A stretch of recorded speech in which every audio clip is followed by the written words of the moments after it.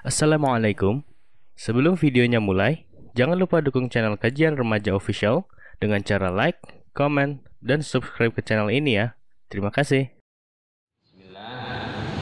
Ustadz, apakah diperbolehkan seorang muslim menjalin aktivitas kehidupannya mengikuti 4 mazhab yang ada? Semisal di aktivitas A kita ikut mazhab satu, di aktivitas mengikut mazhab yang lain.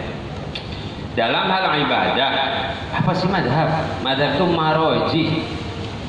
Maroji itu ijtihad seorang imam. Mazhab itu dulunya banyak. Ada mazhab Zohiri, ada mazhab Ja'far Shadiq dan yang lainnya. Yang terkodifikasi sampai sekarang 4 mazhab: Maliki, Syafi'i, Hambali, Hanafi. Siapa mereka? Bukan Nabi, yaitu ulama yang mencoba memahami Al-Quran, hadis, kemudian memandu umat kepada hukum-hukum Allah Subhanahu wa Ta'ala. 4 mazhab yang ada sekarang. Terus boleh enggak kita campur-campur mazhab? Ya, wudunya mazhab Hanafi, kemudian sholatnya mazhab Syafi'i dan yang lainnya. Tidak bagus, namanya dalam agama talfik, yaitu campur-campur aduk. Kenapa tidak bagus? Karena berpotensi nanti khawatirnya mengambil yang mudah-mudah saja. Ya, kita suka bilang kepada orang yang sama kita, ya kamu kalau mau ikut saya ikut dari A sampai Z-nya, kan gitu. Ya, jangan sebagian pas enak diambil, pas nggak enak nggak diambil, ini bahaya. Sambil contoh begini. Kenapa? Tidak haram mutlak tapi tidak baik dan tidak bagus. Namanya talfik, campur-campur mazhab. Ikut saja sih yang paling mudah, ya, yang paling mudah ikut di satu mazhab sudah, alas beres.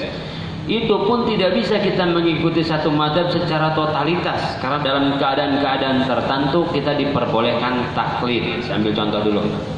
Kita di Indonesia bermazhab Syafi'i. Ya, bermadzhab Syafi'i, banyaknya bermadzhab Syafi'i. Kenapa? Kita dari kecil cara wudunya belajar cara mazhab Syafi'i, sholatnya cara mazhab Syafi'i. Guru-guru kita banyak yang bermadzhab Syafi'i. Literatur yang ada, kitab-kitab, buku-buku mazhab Syafi'i, di sekolah-sekolah mazhab Syafi'i. Itu lebih mudah kita untuk beragama. Ini soal fikih ya. Ya, mazhab itu soal fikih, soal tata cara ibadah, ya, soal tata cara ibadah. Maka lebih mudah kan? Misalkan di sekolah-sekolah mazhab Syafi'i, saya ngajarin anak saya dengan mazhab Hambali, kan dia nanti keker. Rukun wudunya nggak 6, salah dia. Masa kita mau demo sama guru? Ini harus ada kejelasan, ketegasan. Oh, di mazhabnya mazhab Syafi'i, rukun wudunya ada 6. Karena nanti ada yang rukun wudu 7, ada rukun wudu 9, ya, segala macam itu ya, mazhab beda. Itu lebih mudah dan kita nggak jadi freak, nggak jadi aneh, ya, tidak menjadi aneh. Bagaimana kalau kita di Saudi yang notabene banyak bermazhab Hambali? Ya sudah, ikut cara mazhab Hambali. Lebih mudah, lebih menenangkan. Hati-hati anak muda. Tidak selalu sesuatu yang berbeda itu pasti benar, ya. Dan jangan senang perbedaan, ya. Biar kelihatan ngajinya harus beda sama orang tua, tata cara sholatnya, yang nggak mesti begitu juga. Karena kita ngaji cari yang benar, ya, tidak mesti. Kalau soal diperbolehkan dalam beberapa tata cara diperbolehkan taklid namanya. Berpindah sebentar kemudian balik lagi, karena tidak memungkinkan di satu mazhab itu. Misalkan dalam mazhab Syafi'i bersentuhan lawan jenis batal wudu. Ketika tawaf nggak mungkin, sulit. Ya. Apalagi mazhab Syafi'i suami istri batal, istri nggak dipegang begitu tawaf hilang. Hilangnya bukan kemana-mana, belanja dipindah. Ya, mana istri saya? Dia belanja nggak dipegangin, Atau memang kredit susah, terpaksa harus taklid dulu ke mazhab yang lain. Tapi balik lagi nanti. Saya sarankan bermazhab. Itu lebih memudahkan kita satu dalam belajar. Bayangin. Nah, Ustadz saya pakai 4 mazhabnya. Ya nggak apa-apa juga, cuma ribet. Ayo anak-anak SD belajar ya. Sekarang wudu cara mazhab Syafi'i. Ya. Minggu besok kita wudu cara mazhab Maliki. Minggu besok kita belajar cara wudhu mazhab Hanafi. Semua 4 keder tuh anak akhirnya nggak wudhu, ribet amat kayak gitu. Ya, ada metodenya teman-teman semua. Ketika saya belajar sampai tingkat aliyah itu 1 mazhab saja. Ketika sudah lewat masa aliyah, masa kuliah atau takhasus, itu namanya ada muqaranatul madzahib, perbandingan mazhab. Tapi kuasai dulu 1 mazhab. Kita nggak mengatakan haram di kalangan santri dan di kalangan pencari ilmu akan belajar, semuanya akan belajar. Namanya muqaranatul madzhab. Tapi setelah menguasai 1 mazhab supaya ngebandinginnya enak. 1 mazhab belum dikuasai, sudah comot-comot mazhab yang ini, bingung anak-anak. Atau orang bilang, pokoknya mah harus ada hadisnya. Kalau iya betul, tapi kan anak SD yang baru belajar, pokoknya mah wudhu begini, sholat begini, nanti pelan-pelan baru kasih coba. Kalau anak-anak PAUD SD, ini wudhu begini, hadisnya begini, ayatnya begini, ya kamu hafalin ayatnya, kamu hafalin hadisnya begini. Pulang deh, ini nggak usah ngaji deh ah. Kan begitu, bertahap. Nah, jadi tidak mengatakan tidak haram, tapi bagus 1 mazhab konsisten itu. Kita misalkan antum kemudian qadarullah izin Allah Subhanahu wa taala tinggal di Maroko, ya, ya mazhab Hanafi atau mazhab yang lain, ya, mazhab Maliki, tinggal di tempat yang lain. Tapi mazhab yang paling banyak di Indonesia mazhab Syafi'i, bahkan di dunia mazhab Syafi'i. Tapi itu soal fikih, ya. Mazhab dalam hal yang lain ada lagi nanti, dalam hadis juga ada mazhabnya. Ada yang sahih menurut Bukhari, sahih menurut Muslim, sahih menurut Abu Daud. Itu hasanah keilmuan Islam. Jangan anti. Kemudian bagaimana agar kita tidak memiliki sifat iri dan dengki terhadap orang lain? Kenapa kita iri? Kenapa kita dengki terhadap orang lain? Padahal yang dibagiin ke orang lain jangan lihat saya dengan ini punya mobil bagus, mobil saya pas-pasan aja kan gitu ya. Kemudian saya iri, itu kan iri, hasud, dengki. Nanti turunannya hasud, iri, dengki, ghibah, fitnah, tetek bengek terus semua tuh. Awalnya karena iri dengki. Habis iri kemudian hasud. Habis hasud nggak beres, ghibah nggak kelar, fitnah, semuanya tuh. Kenapa kita harus iri? Ingat, yang memberikan mobil kepada saya siapa? Allah. Yang memampukan siapa namanya? Apa? Azan subuh maghrib.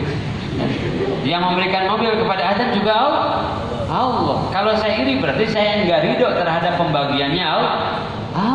Marah enggak Allah? Marah. Kok kamu iri? Kan yang bagian saya. Ibarat kita orang tua atau kalian gitu, dapat tugas bagi-bagiin makanan, ya. Ini bagian-bagiin makanan.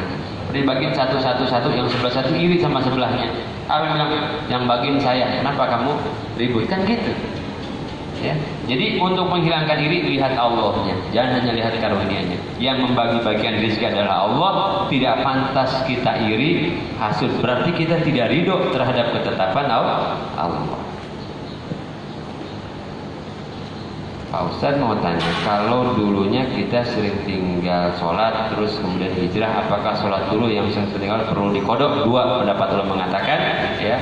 Sekarang banyak taubat saja. Banyak taubat pada Allah, janji tidak akan mengulangi lagi, sudah teruskan. Ya. Kalian masih muda, insya Allah. Wa atbi'is sayyi'atal hasanata tamhuha, dan ikuti perbuatan buruk dengan perbuatan baik, maka perbuatan baik akan menghapuskan perbuatan buruk. Salat aja yang rajin. Ustaz, mendepositokan uang ke bank itu termasuk riba atau bukan? Bank konvensional riba, bank syariah tidak. Ya, jadi depositokan ke bank syariah. Assalamualaikum Ustaz, izin bertanya, pada saat apa kita diperbolehkan untuk berbohong dan batasannya sampai mana? Terima kasih. Pada saat perang kita boleh bohong, ya. Pada saat perang kita boleh bohong. Berapa jumlah pasukan? Ya. Jumlah pasukan 2.000. Jujur benar, yang nanya mau kelar urusannya. Ya.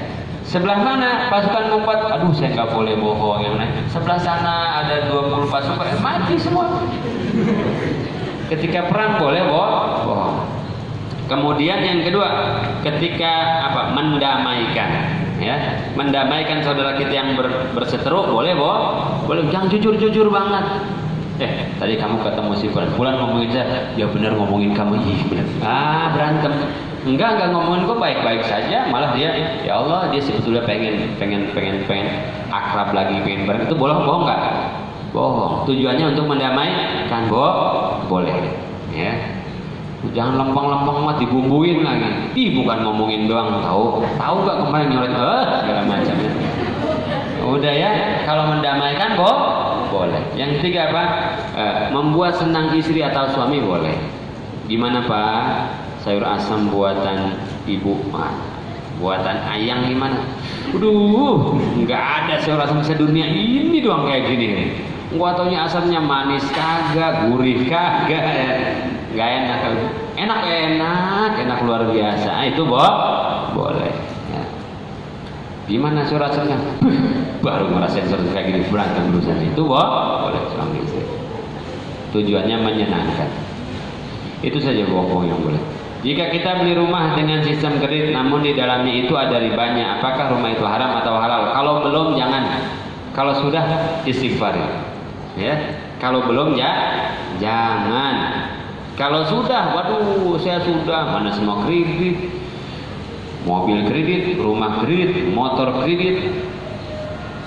Istri kredit juga dulu itunya apa namanya? Mas kawinnya. Buang semuanya, nggak punya apa-apa. Sudah taubat. Ya, taubat kepada Allah. Kalau belum, jangan. Itu membuat hidup berat. Saya lihat orang-orang sekarang yang melemah ekonomi adalah orang yang bermain-main dengan kredit ini. Ya. Ngutang itu boleh, tapi pintunya adalah pintu darurat. Ya ganti handphone aja kredit, ngaco. Akhirnya apa? Lebih besar pasak daripada tiang. Udah hidup apa adanya. Kenapa orang kampung itu lebih kuat ekonominya? Karena nggak banyak utang. Kenapa orang kota krisis sebentar langsung nggak kuat? Karena kebanyakan utang. Ngutang aja nggak bagus. Ya. Boleh tapi tidak bagus. Bagaimana dengan ribanya? Itu riba, ya riba. Gimana Ustaz caranya? Kepepet banget ini Ustaz, pepet banget. Rumah bocor semuanya. Bank syariah masih ada. Ya, ke bank syariah saja. Yang sudah diperoleh nggak usah dijual. Saya jual semua Ustaz. Rumah jual, mobil jual, motor jual, semua hasil kredit dulu sudah lewat sudah. Tobat pada Allah Subhanahu wa taala. Ya. Yang belum jangan. Assalamualaikum Pak Ustaz, bolehkah kita belajar agama tanpa adanya guru lewat bacaan buku dan juga dalam menghafal Quran? Nggak boleh. Bagi menghafal Quran. Kata Imam Syafi'i, ala la tanala ilma illa bisittatin sa'umbika bita'wiliha bibayanin. Dan Syafi'i, kamu nggak akan dapat ilmu yang benar kecuali dengan 6 syarat. Akan aku jelaskan Imam Syafi'i. Zakain, yang satu adalah punya kecerdasan, ya, artinya waras, ya. Wahirsin, yang kedua adalah rakus terhadap ilmu, sungguh-sungguh. Zakain, wahirsin, wajtihadin, dan hirsin itu rakus, pengen belajar banyak. Ya, hirs. Kemudian wajtihadin, yang ketiga adalah sungguh-sungguh, ilmu nggak bisa didoain. Kata ulama, sungguh-sungguh kita nyari ilmu, maka ilmu akan datang kepada kita separuhnya. Apalagi nggak sungguh-sungguh, nggak bisa. Yang keempat adalah wabul gotin, harus punya totalitas, harus ada ongkos. Ya. Jangan-jangan nyari ilmu, mau nyari ilmu beli kuota buat apa? Beli kitab, beli kuota buat ngaji aja kagak mau, gimana? Ya, wabul gotin. Kemudian wa irsyadi ustadin. Yang kelima adalah petunjuk guru. Bagaimana kita menghafal Quran, bacaan benar nggak benarnya kita belum tahu. Akhirnya kita permanen di dalam kesalahan. Lewat YouTube aja banyak. Saya tidak mengharamkan, boleh, tapi ada petunjuk guru nih. Kamu belajar ini, referensinya adalah buku ini, referensinya ada di YouTube, ada nih Ustaz Abdul Somad, Ustaz Adi Hidayat, siapa ini referensinya? Beliau bicara soal ini nih, referensi. Tapi harus ada yang menunjukkan. Kenapa? Oh, kamu ini sekarang jangan dulu ngapal Quran, kamu bacaan kamu belum benar, tahsin dulu. Ya, karena kalau belum beres tahsinnya sudah ngapal Quran, salah permanen dengan kesalahannya. Kemudian baca Quran harus tahu idgham, kemudian ikhfa, bacaan rogibnya, imalahnya seperti apa, mu'anakohnya seperti apa, hajar aja. Akhirnya sia-sia, ya, sia-sia. Wa irsyadi ustadzin, harus ada petunjuk guru. Yang kedua, karena guru akan menunjukkan, walaupun guru saya kan nggak hafal Quran, tapi dia tahu bagaimana, dari mulai mana kita menghafalkan Quran. Dari mulai tadi fikih, tiba-tiba bandingin sendiri fikihnya, nyari hadis sendiri di Google, nggak taunya hadisnya juga kepotong atau perlu warsyadi ustadzin, petunjuk guru. Kemudian ilmu agama ini harus disambung dengan Rasulullah.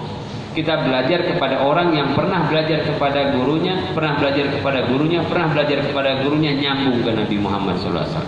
Karena kalau salah kalian dalam ilmu konstruksi, kesalahannya hanya di atas muka bumi, paling bangunan runtuh. Tapi kalau kesalahan dalam agama, kesalahan itu terbawa ke bawah bumi, ya kan bahaya. Salah akidah kan banyak, akhirnya cari-cari akidah yang nggak benar, akhirnya naudzubillah keluar dari Islam, ya. Ada mantan ustadz lah, sekarang apalah segala itu kacau tuh. Makanya harus warsyadi ustadzin, harus punya guru yang membimbing kita. Nah, kamu jangan belajar dulu ini ngapalin, belajar dulu ikronya belum beres. Habis ikro tahsin dulu ya, habis tahsin belajar hafal juz amma dulu, latihan ngapal. Habis itu kamu binazar dulu 30 juz terus, kan begitu. Bagaimana orang bisa belajar tanpa kurikulum? Gak mungkin. Gurulah yang membawa, guru yang membimbing. Allah. Ya, ada kaidah dalam ulama begini. Man laisa lahu syekh, maka syekhu syaitan. Barang siapa yang tidak punya guru, maka gurunya adalah setan. Karena bisa banyak kesalahan terjadi tanpa bimbingan. Wallahu a'lam, mudah-mudahan itu ada manfaatnya. Saya cukupkan sampai di sini. Sampai kita, mudah-mudahan kita semua, doakan saya, doakan keluarga saya, doakan semua umat Rasulullah senantiasa berada dalam berkah rahmat Allah Subhanahu wa taala. Mudah-mudahan kita sesuai dengan keinginan Rasulullah, kita semua masuk surganya Allah Subhanahu wa taala.